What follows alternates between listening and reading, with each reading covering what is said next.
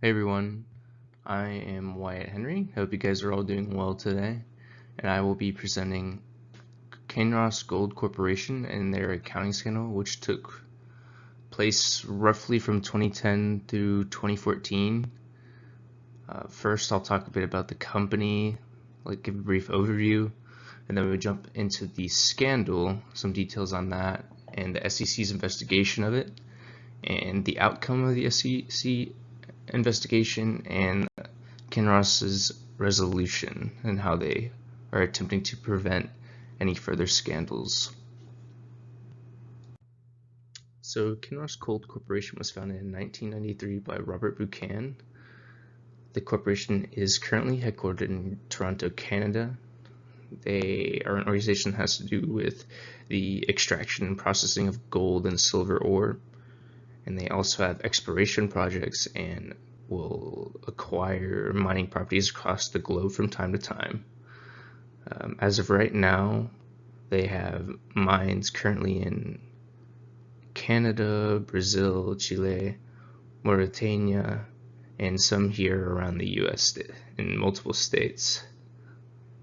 You can find them under the abbreviation KGC on the New York Stock Exchange, and their current market cap is about roughly 6.3 billion US dollars.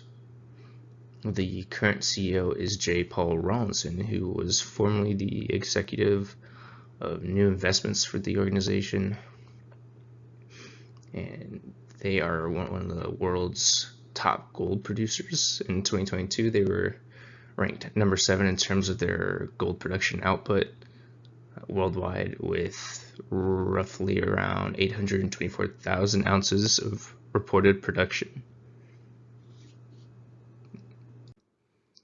So starting with the scandal, it sort of all begun back in 2010 when Kinross Gold acquired Redback Mining for about $7.1 billion under the CEO Ty Bird, who served from 2005 to 2012.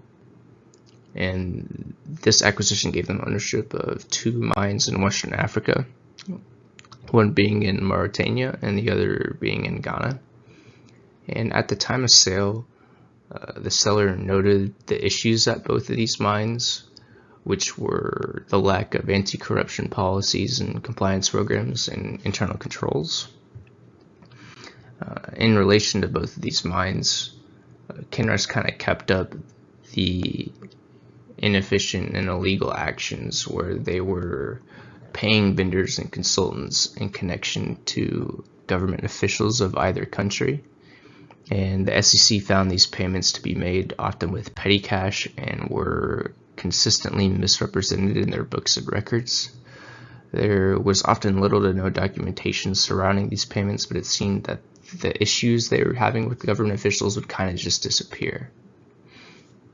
These issues exist over the course of 3 to 4 years, and it's really strange because their internal audits of 2011 and 2012 were indicating to them that there were inadequate controls in place at both mines.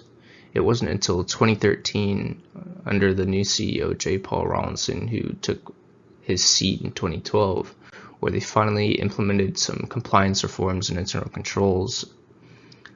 And even though they did implement these compliance reforms and controls, Kinross was still found to ignore them while working on some of their third-party contracts. This sort of kind of cemented the idea that Kinross just was failing to maintain and operate in compliance with effective controls on their foreign operations from 2010 to 2014.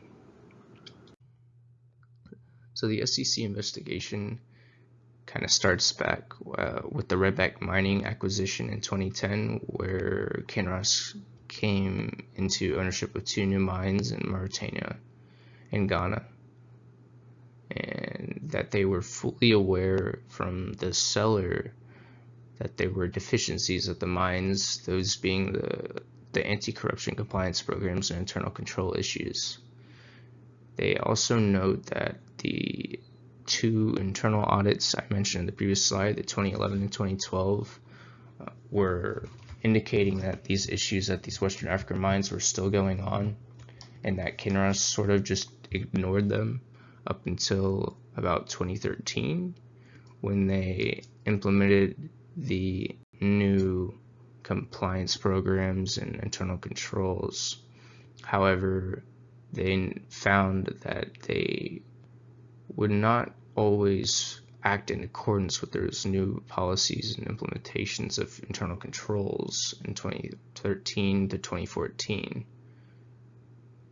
They also found that in connection to Mauritanian government officials, they were awarded what they're calling a lucrative contract, which had to do with the contracting company that was considered a high-cost provider, and there were concerns with them being having poor technical capabilities for the job. So it's pretty obvious that there was something kind of going on with how that contract was awarded.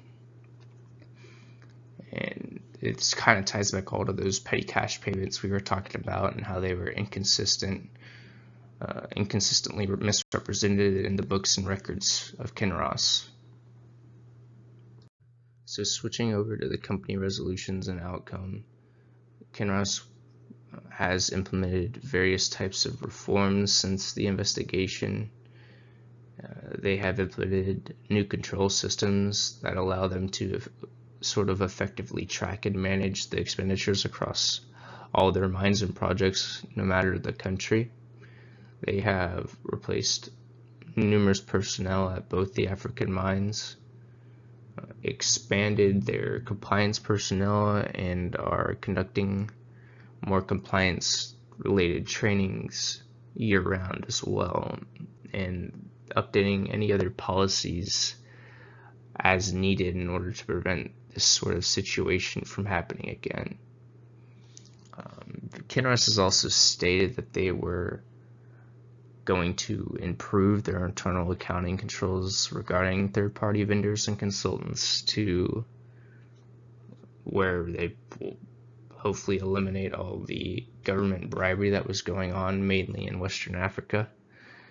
And the SEC has also given them multiple penalties, one where they have to pay $950,000 a year, and the other where they have to report to the SEC semi-annually for a year, just to make sure that the Western African mines are operating in accordance with laws, internal policies, and other controls are operating efficiently. So for Kinross, I kind of wanted to show how their case fit inside of the fraud triangle, where they had the opportunity of rationalization and what might have pressured them to do this. And for opportunity, they had an opportunity to acquire back mining where the mines are located in Western Africa. So it's kind of, in a foreign country where they didn't really have to worry about the lack of internal controls and compliance programs that were already present at the time. They could kind of just let it happen and let the production roll in. And some rationalization, like I mentioned, the mines were in Africa, so it's kind of like foreign territory. It's kind of hard for anyone to really understand what's going on over there until they got to the internal audits and the investigation. But at the time, they were really prioritizing their governance back in other regions, such as the North American region, where their corporate headquarters is, and their numerous mines in Canada and the US. And what might have pressured them to do this is the 2008 global financial crisis, where they were still sort of bouncing back from that. And they were also really set on expanding their operations nationally and expanding their gold mine production in order to become a top gold mining organization. So to wrap things up, I just kind of wanted to list a few takeaway points.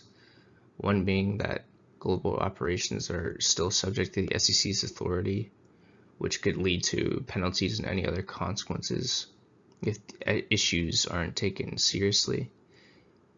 In the future, it'd be smart to act on control and compliance issues in a more timely manner, such as months, not 3-4 years for something to take effect. Kinross could also have more oversight of their foreign operations and hold them accountable to address these issues much quicker. And for future acquisitions, they should really focus on properly integrating them in order to have the operations act in accordance with any laws, regulations, and policies for the organization as a whole. Lastly, I just wanted to note that these were the sources that I consulted for this project, and I really appreciate you guys listening to my presentation, and I hope you guys have a great rest of your day. Thanks.